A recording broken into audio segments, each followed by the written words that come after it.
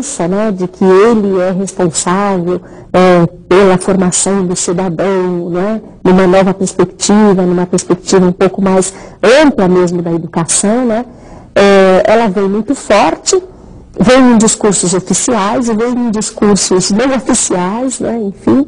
E se o professor não tem a perspectiva de que é coletivamente, de que é junto com outros, né, que é na escola, acompanhado, compartilhando, em comunhão, que ele vai dar conta desse recado, né, dessa missão, ele se sente frustrado, ele se sente responsável por não estar conseguindo fazer isso. E isso provoca um pouco de resistência por parte do professor em aderir a essas novas políticas? O que a senhora acha, professora Silvana?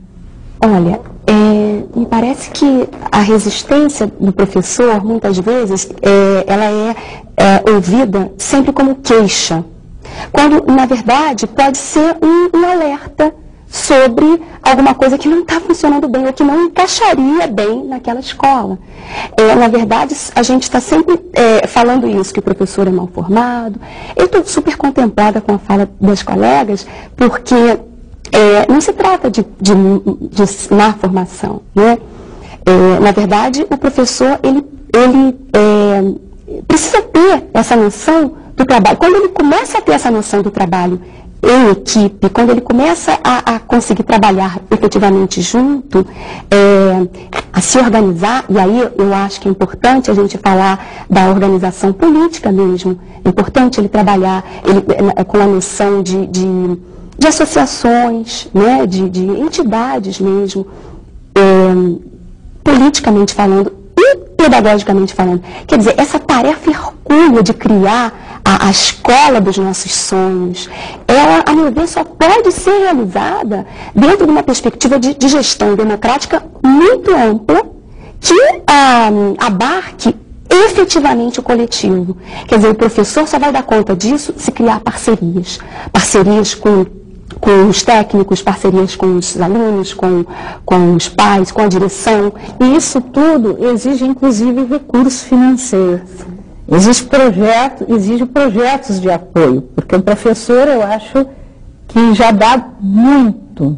A gente vê nas pesquisas, no acompanhamento que a gente faz de professor. O professor dá tudo o que ele pode, muitas vezes ele financia o projeto, com o seu pouco salário. Quer dizer, isso também, não existe projeto político-pedagógico que possa ser implantado até as últimas consequências, se não houver recursos para aquisição de livros, de periódicos, de outros materiais e para a sua produção, inclusive.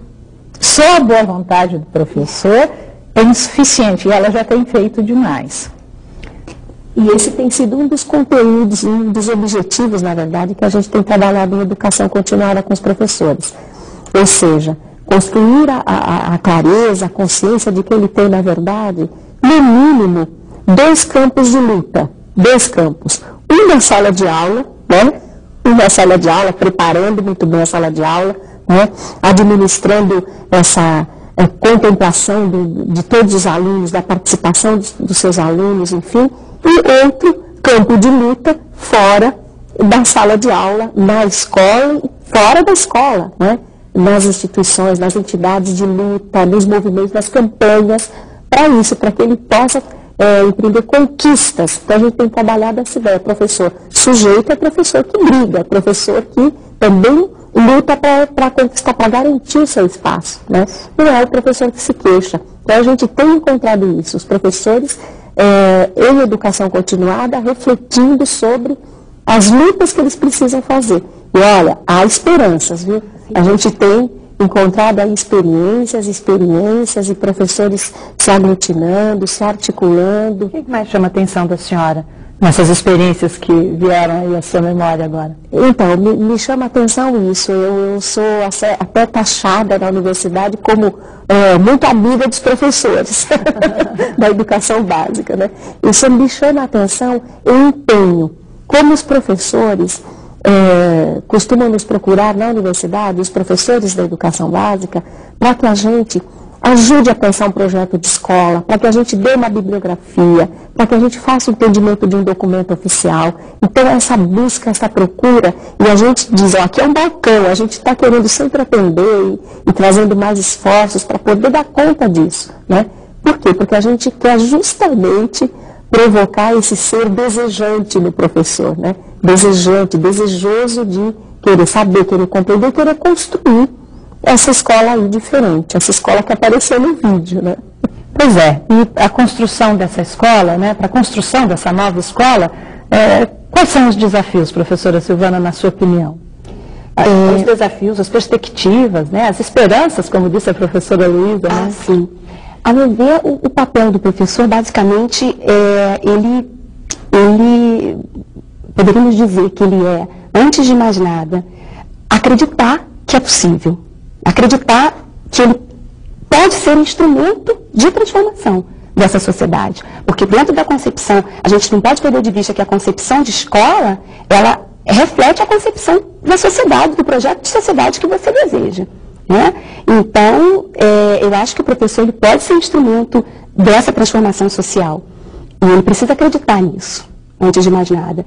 E, no segundo momento, eu acho que o papel dele é exatamente trazer esse debate para a sua escola. Trazer esse debate, fomentar esse debate na sua sala de aula, junto a seus alunos, mas também junto a seus pares. Eu acho que também é uma postura, por exemplo, do professor, que hoje, infelizmente, são muitos no país, que enfrentam uma situação de violência na comunidade onde moram, de conflito em função dessa violência dentro da escola. Como que deve ser a postura desse professor? Na sua opinião, professora Petronina? Olha, os professores vivem momentos difíceis, diz a professora Egle Frank, né? Foi da minha universidade. Nós vivemos, sim, e os professores que estão particularmente em escolas onde a violência está muito... A gente não sabe como lidar. Não é a responsabilidade unicamente do professor. O professor é mais um. Por isso é importante trabalhar com os pais? Mas é importante que os sistemas de ensino e todo o sistema social esteja... Mas o professor, quando ele está nessa realidade, né, o que ele pode fazer de prático? Me parece que um ponto importante é trabalhar em conjunto e em conjunto com a comunidade. Né? As pessoas não são, os alunos mesmo que possam ser violentos, eles não são naturalmente maus. Há questões que nós, professores, dentro da sala de aula ou dentro da escola, não damos conta de resolver. Por isso o trabalho tem que ser conjunto. As secretarias, as diferentes secretarias de Estado e municipais têm que dar o apoio. Professora Silvana, concorda? Assim, me parece que o professor ele tem que trazer para si a tarefa mesmo de organizar a escola, de construir essa escola. Ele não é um técnico apenas que domina o seu saber disciplinar. Não. Inclusive porque dentro da escola há um currículo oficial e um currículo oculto, por assim dizer, que se constrói nas relações, né? A relação que se estabelece do aluno com o porteiro, as relações que se estabelecem dentro da biblioteca, enfim. Então, o professor, ele é um pesquisador. Todo professor é um pesquisador. Sim, mas além dele ser pesquisador, nessa questão que a professora Petronina estava colocando, né, em situações de conflito, em situações de violência, qual deve ser a atitude, o que o professor deve buscar, até em termos de ajuda, para não estar só, como a professora disse? Sim, então, como eu estava dizendo, é necessário sempre se criarem parcerias. O professor sozinho ele não pode dar conta disso. A formação dele, não é que a formação dele seja ruim, é que ela não tem que dar conta disso sozinha mesmo. Nem pode. Nem pode. Porque